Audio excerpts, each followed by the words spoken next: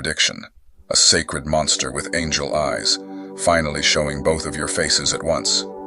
They thought they had you all figured out, believing you were only light, softness, and fragility.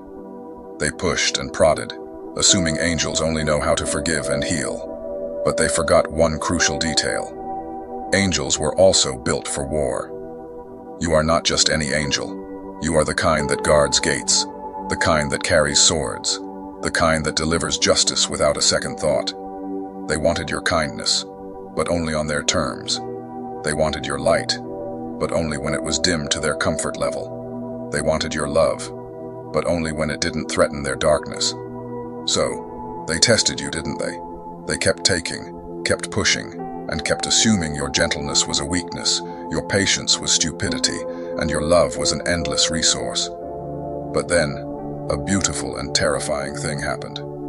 You stopped giving them access to your wings, and began showing them what happens when halos become weapons. The silence that followed wasn't surrender. It was a profound transformation. Now, they are scrambling to understand the force they've awakened, terrified because they no longer recognize this version of you, the one who smiles while setting boundaries in stone. They say you've changed, that you're not yourself anymore. But that's the joke, isn't it? This is exactly who you are, who you were before they convinced you to clip your wings and apologize for a light that burned too brightly in their mediocre darkness. You were never meant to be a pet. You were meant to be an awakening, a force of nature. When they forced your hand, when they pushed you past kindness into something sharper, you didn't fall from grace. You evolved beyond it. You didn't lose your wings. They turned into armor. Every betrayal became a new layer of protection, every lie a fuel for your resurrection. Every time they took your kindness for granted, another part of your mercy died, and you let it. Not because you were weak, but because you were done being their emotional salvation. With every ignored boundary and every manipulated emotion, they sculpted you into the very thing they feared most, a being who knows both sides. They never understood that angels don't just carry light. They understand darkness intimately because they have fought it, faced it, and transformed it. And when you push an angel too far, they don't break. They become something mythology warns about.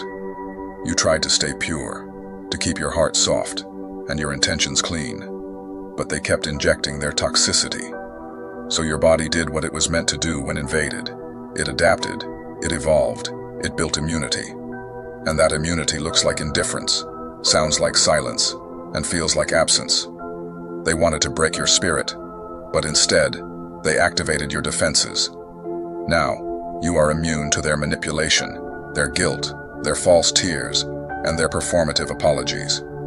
The transformation wasn't sudden. It was a gradual, quiet death of who you were, while nobody noticed.